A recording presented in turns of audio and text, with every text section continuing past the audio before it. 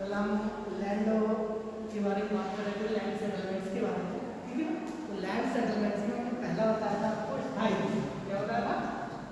स्थायी बंदोबस्त। ठीक, स्थायी बंदोबस्त क्या था कि जब भारत में कंपनीज आई, उन्होंने अपना व्यापार यहाँ पर स्थापित कर लिया, यहाँ पर स्थापित कर लिया, तो अपना व्यापार स्थापित करने के बाद में उन्होंने जो लोगों से कर लेते थे उसकी व्यवस्थाओं के बारे में, क्योंकि कंपनी को आय कहाँ से होती थी? कंपनी की आय का जरिया क्या था? एक भारत कृषि प्रधान देश था, भारत कृषि प्रधान देश था, यहाँ पर कृषि को सबसे ज्यादा महत्व दिया जाता था। तो एक तो उनकी आय कृषि तो नहीं लगाने टैक्स मिलता था, क्लियर। और दूसरा यहाँ पर व्यापार कर रहे थे, क्या कर रहे थे? व्यापार कर रहे थे। तो कल पढ़ाया गया था कि उनका यहाँ सेटलमेंट का सबसे मुख्य कारण क्या था? यहाँ का व्यापार, यहाँ का कच्चे माल की पूर्ति, इसके अलावा भारत में मिलने वाला टैक्स। जब उन्होंने पूर्ण रूप से यहाँ पर इंस्टॉलमेंट कर लिया तो भारत के जितने भी टैक्स थे, करस थे, वो कंपनी के अधीन में आ गए। कंपनी के अधीन में आने का मतलब कंपनी के पास में आ गए। जो वर्क होता था वो कंपनी को टैक्स देना पड़ता था। तो जब भारत में उपनिवेश काल के दौरान कॉलोनियल क्रांति के पीरियड में लॉर्ड क्लाइव भारत आया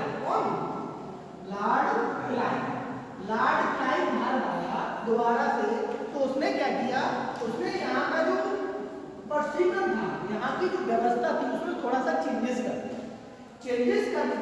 चेंजेस उसने ये किया कि भारत में जो पहले सूबेदारी चल रही थी, क्या चल रही थी?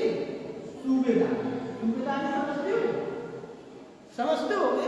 सूबेदारी का मतलब है कि एक सूबेदार के पास एक प्रॉपर्टी होती थी, तो वो जो अपना पैसा जो लगान टैक्स वगैरह था वो किसको देता था? सूबेदार को देता था, और सूबेदार कंपनी को ट्रांसफर कर देता था। इस तरीके से चल रहा था।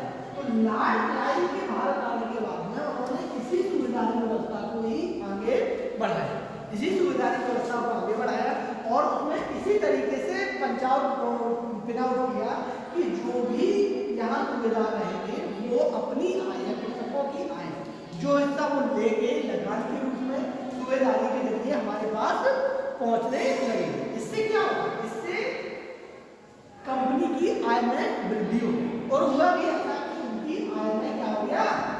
उनकी आय में वृद्धि होने लगी, धीरे धीरे उनकी आय बढ़ गई। लेकिन इससे किसानों का बुरा हाल हो गया। इसका किसानों का जो हाल था वो बुरा हो गया। जब किसानों का हाल बुरा हो जाएगा तो दिक्कतें तो आनी कन्फर्म है। जब किसानों का हाल बुरा होने लगा, वो लगान देने से परेशान हो गए। इसके बाद एक जनरल गवर्नर आए, वॉरेन हेस्टिंग्स। कौन से? Warren Hastings. उन्होंने एक और काम कर दिया। उन्होंने क्या कर दिया? उन्होंने अनुबंध प्रणाली चालू। क्या कर दी? अनुबंध प्रणाली। अनुबंध प्रणाली क्या होती थी? अनुबंध प्रणाली होती थी कि जैसे आपके पास काफी सारी जमीन है, ठीक, काफी सारी जमीन है, तो उसका सरकार अनुबंध करेगी। क्या कर लेगी? सरकार अनुबंध कर लेगी कि आप इसमें ये बोलिए और हम आपको जो भी बेचोगे वो हम खरीदेंगे, कोई दिक्कत नहीं, ठीक। तो अनुबंध प्रणाली में वो सरकार के अधीन अनुबंध करने लगे। जो भी बड़े बड़े व्यापारी थे या बड़े बड़े सूबेदार थे जिनके पास बहुत सारी जमीन थी, बहुत बड़े बड़े कृषक थे, तो अनुबंध के माध्यम से वो सरकार को जमीन देते थे।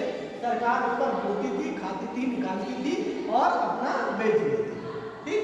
उसके अनुबंध के रूप में उनको पैसा दिया जाता था, या फिर गेहूं अनाज जो भी दिया जाता था उनको मिल जाता था, उनको लगाना टैक्स देने की जरूरत नहीं। ये व्यवस्था भी आगे चलकर एक बहुत बुरी व्यवस्था साबित हुई, जिससे किसानों को बहुत नुकसान होने लगा, और वाकई में इसको भी क्या कर दिया गया? बंद कर दिया। इसके बाद एक नेक्स्ट व्यवस्था आती है, नेक्स्ट गवर्नर आते हैं लॉर्ड कॉर्नवालिस। कौन से आते हैं? लॉर्ड कॉर्नवालिस, ठीक। इन सारी व्यवस्थाएं धीरे धीरे चल रही थी, अटैम्प्ट हो रही थी, खराब भी हो रही थी, बुरी भी साबित हो रही थी। इसके बाद लॉर्ड कॉर्नवालिस भी आकर अपनी एक व्यवस्था का नाम देते हैं, जिसको हम स्थायी बंदोबस्त कहते हैं। स्थायी बंदोबस्त कहते हैं। ये स्थायी बंदोबस्त, ये स्थायी बंदोबस्त भी लगभग में सूबेदारी प्रथा जो चली आ रही थी उसी के अनुसार में हो जाता।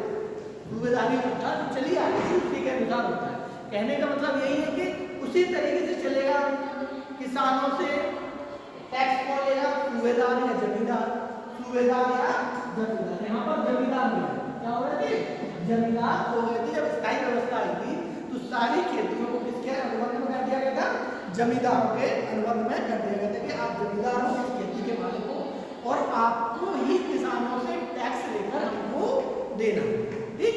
और इसके साथ साथ इसकी यदि शर्तों की बात की जाए, स्थायी बंदोबस्त की शर्तें, तो स्थायी बंदोबस्त की शर्तें ऐसी थी कि उनमें कहा गया था कि जो जितना ज्यादा अधिक टैक्स देगा, जो जितना ज्यादा अधिक टैक्स देगा वो उसका, मतलब किसका?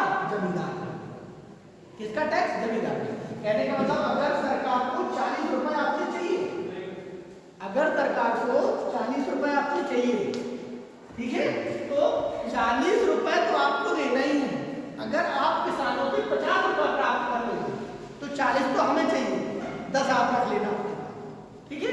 इस तरीके की जमींदारी प्रथा वहां पर चालू हुई। तो जमींदारी प्रथा चालू होने के बाद में, स्थायी बंदोबस्त चालू होने के बाद कारखाने ने जब स्थायी बंदोबस्त को चालू किया, 3-4 जगहों पर किया, तो शुरुआत में तो सब ठीक रहा, अच्छा रहा, लेकिन आगे जाकर इसके भी दुष्परिणाम होने लगे, ठीक। पहले परिणाम क्या था कि जब जमींदारी प्रथा हुई, पहले भी जब जमींदारी थी तो लॉर्ड क्लाइव के संबंध में कंपनी की आय में वृद्धि होना चालू हुई थी। यहाँ भी जब कॉर्नवालिस ने ये व्यवस्था लागू की तो इनकी भी व्यापार में वृद्धि होने लगी, इनकी भी कंपनी की आय में वृद्धि होने लगी। लेकिन ये समकालीन थी, मतलब केवल उसी टाइम के लिए थी। आगे जाकर ये चीजें अलग अलग हो गई, आगे जाकर ये चीजें बुरी हो गई। क्यों? क्योंकि जब उन्होंने इस तरीके से व्यवस्था लागू की कि जमींदार को एक्स्ट्रा वाला उसको मिलेगा, बाकी हमको चाहिए, आप कितना भी करो कितना मिलेगा? 40। कितना मिलेगा? 40। तो आपकी जो आय है वो बढ़ेगी तो, लेकिन एक सीमित दायरे में। किस तक? सीमित दायरे में। उसके बाद क्या हो जाएगा? सीमित हो जाएगा। उसके बाद सीमित हो जाएगा, क्योंकि आप 40 से ज्यादा नहीं ले सकते, ठीक। लेकिन जमींदार क्या करते थे? जमींदार किसानों के ऊपर अत्याचार करते थे। वो कहते थे 40 नहीं, हमको 50 दो, अगर ज्यादा फसल अच्छी होती है तो हमको 60 भी दो। इससे क्या हुआ? इससे जमींदार जो थे वो अपनी जगह पर काफी अमीर बनने लगे या काफी समृद्ध होने लगे, और जो किसान थे उनकी हालत और खराब हो, क्योंकि उनको टैक्स देना है, हर हालत में देना, इसलिए उनकी हालत जो है वो और भी खराब होने लगी। इस जमींदारी प्रथा में बहुत सारे रिफ्लेक्शन भी आए, बहुत सारे उतार चढ़ाव भी आए, और आखिरकार इसको भी बंद कर दिया। इसको बंद करने के बाद में फिर नई जो व्यवस्थाएं थी अलग अलग जगह पर अलग अलग आई है, उनको चालू किया गया। ये इसके बारे में और डिटेल से नेक्स्ट